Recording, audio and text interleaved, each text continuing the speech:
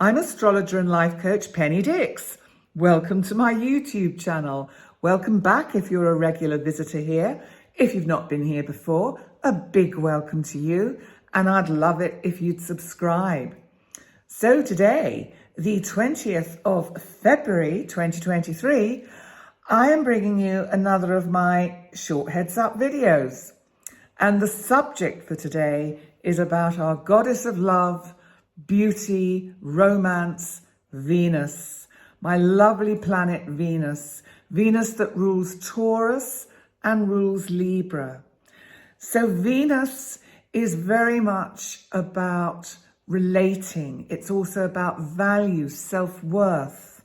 It's about self-confidence as well.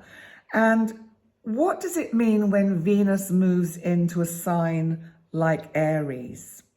Well, let's look at the energy of Aries first, because Aries, of course, is the first sign of the zodiac. So I always feel that when a planet has gone all the way around the 12 zodiac signs, comes back to the beginning again, it's like, here we go again, but it's another opportunity, isn't it? It's another opportunity to maybe make things better that we didn't do the first time round.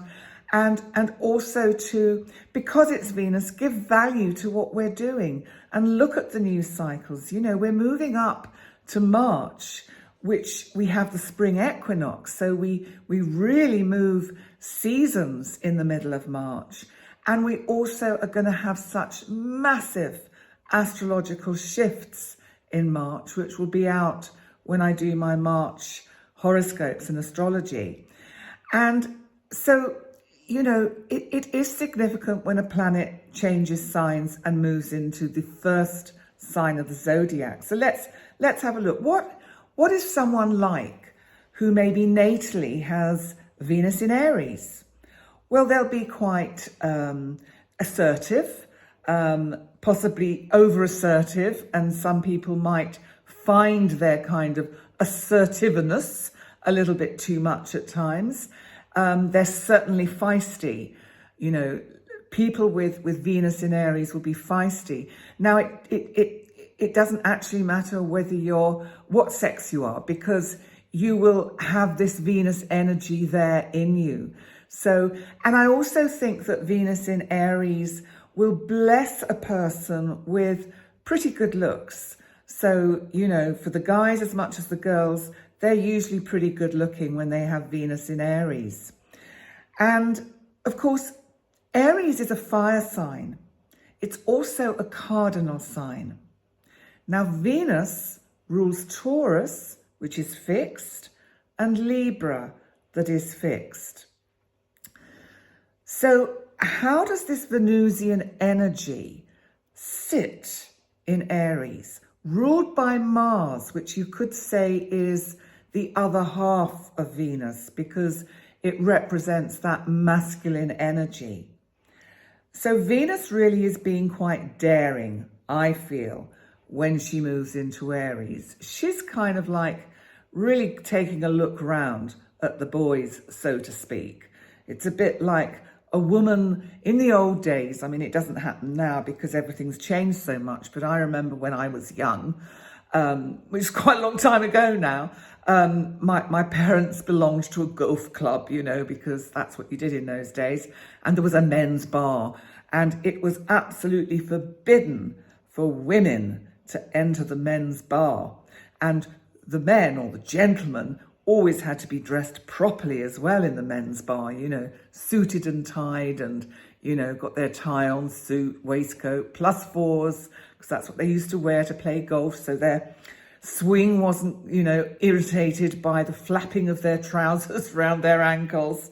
So that aside, but Venus moving into Aries is a bit like Venus going into the men's bar of a golf club. Everyone is going to go, what is she doing here? And so I think that's something of what we expect, or what we get when Venus moves into Aries. But it's okay, because, you know, this is about change. And so Venus, in a sense, is pushing the boundaries of Aries. And you know, Aries is this fiery sign by its very nature. So it really kind of, in some ways, I think it's quite excited by this change of energy and actually doesn't reject it as much as perhaps the gentleman in a men's bar would have done in those olden days. But let's just have a look at the event chart as well, because this will tell us a lot about what we can expect with this particular visit from Venus into this sign. The quadrants, interestingly, are just mutable, very just. They're all on the 29th degree. So you've actually got a Pisces ascendant. So that means you've got a Virgo descendant, and then your IC, which is down at the bottom, which is between the 3rd and the 4th house. The 4th house is home, is Gemini. And so it moves, so Cancer is the 4th house.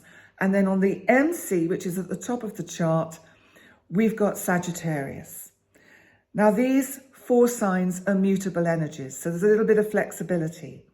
So it's showing us that actually Venus, who of course actually rules a fixed sign, Taurus, she also rules Virgo, which is mutable. So she does have some flexibility.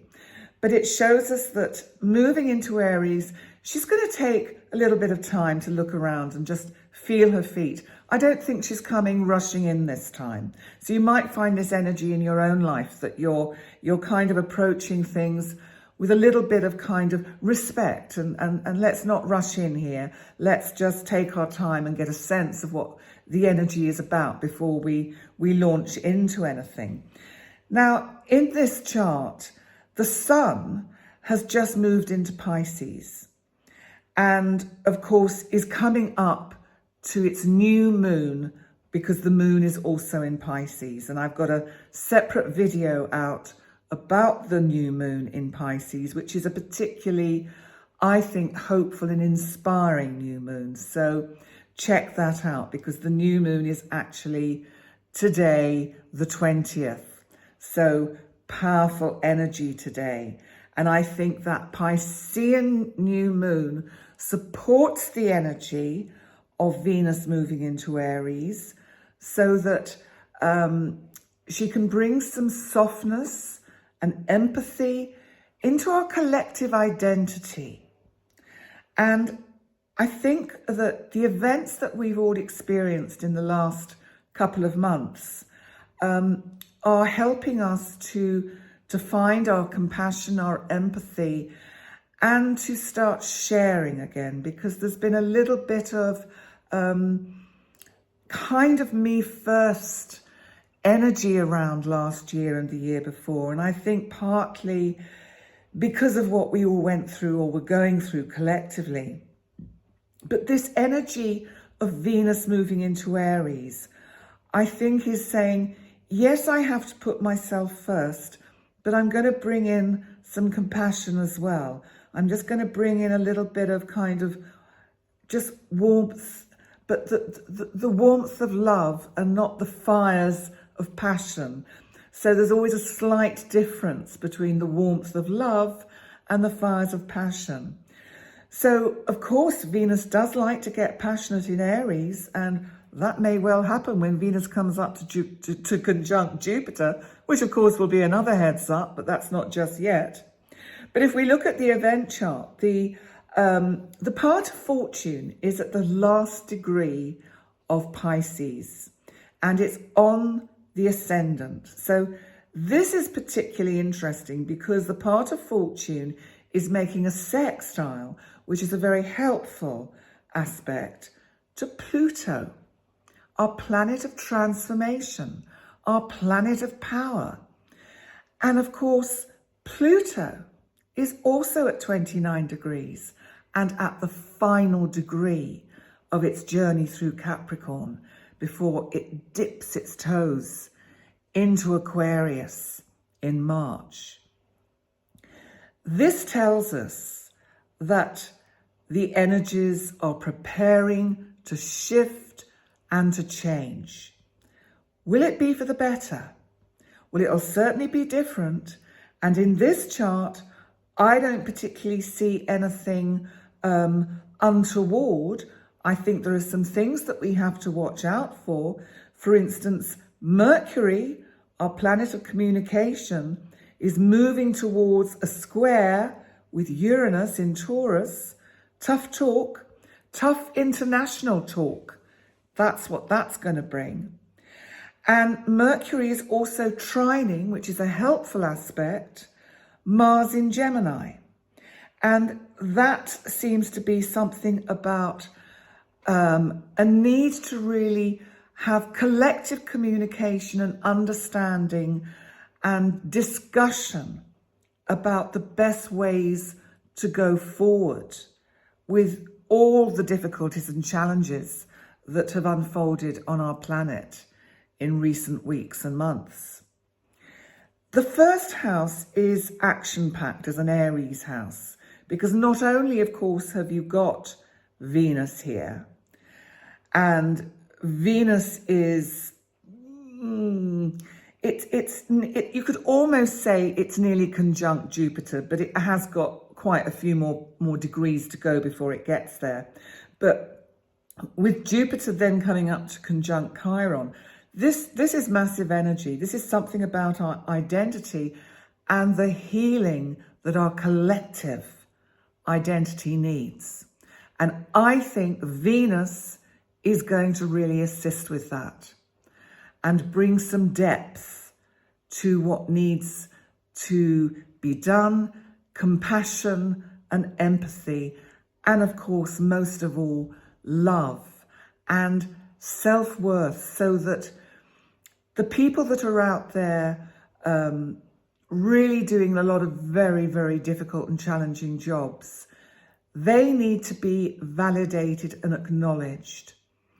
If it's not being done publicly, then it needs to be done on some level, so that even if we just keep them in our thoughts and prayers, so that that collective energy goes out as a kind of movement of gratitude towards those that really deal with some of the most challenging situations that we get in each country and on our planet. So on that note, I'm going to let you go and enjoy the day. And thank you so much for coming to join me for this short heads up video. And please remember to like, comment, subscribe, share, all of those, none of those, some of those, one of those, any of those would be great. And I look forward to seeing you next time. Bye for now.